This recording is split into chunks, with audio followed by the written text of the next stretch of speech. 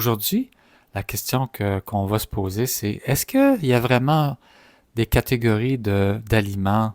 Est-ce qu'il y a certains aliments qui sont nécessairement mauvais? Est-ce qu'il y en a d'autres qui sont nécessairement bons? Bonjour et bienvenue sur Naturamed. Mon nom est Jean-Pierre Deschênes, naturopathe et spécialiste des intolérances, autant alimentaires que de stress. Alors, c'est toute une question existentielle. En tant que naturopathe, généralement, on a tendance à expliquer aux gens qu'il y a des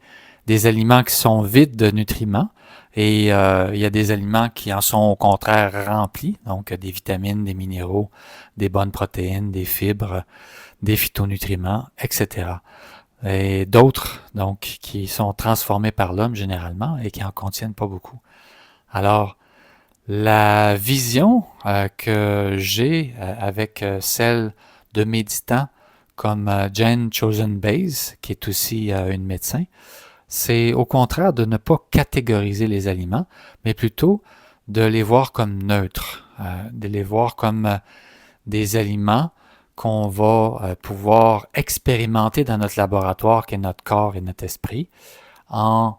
le voyant, en le sentant, en les goûtant,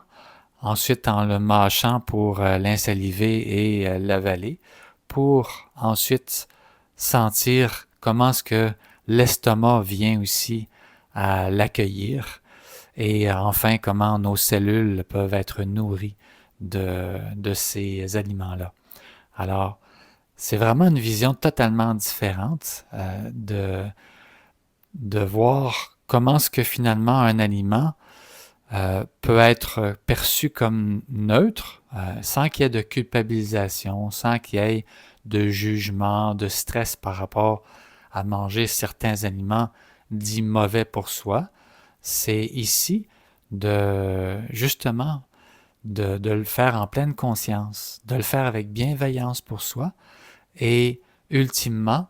de permettre à ce que notre corps, donc nos cellules, puissent nous dire si cet aliment-là, donc en petite quantité, on peut le tolérer, ou si cet aliment-là, tout court, on peut le tolérer, même si ça ne fait pas partie des aliments qui sont issus, par exemple, de la nature.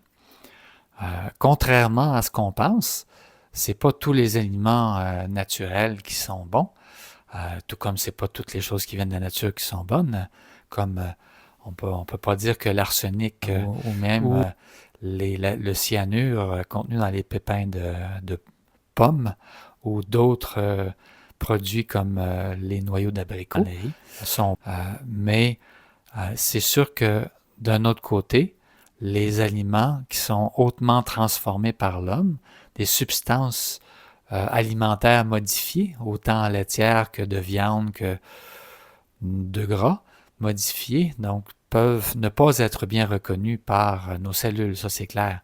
Mais en même temps, l'idée ici, c'est de justement sortir des catégories pour favoriser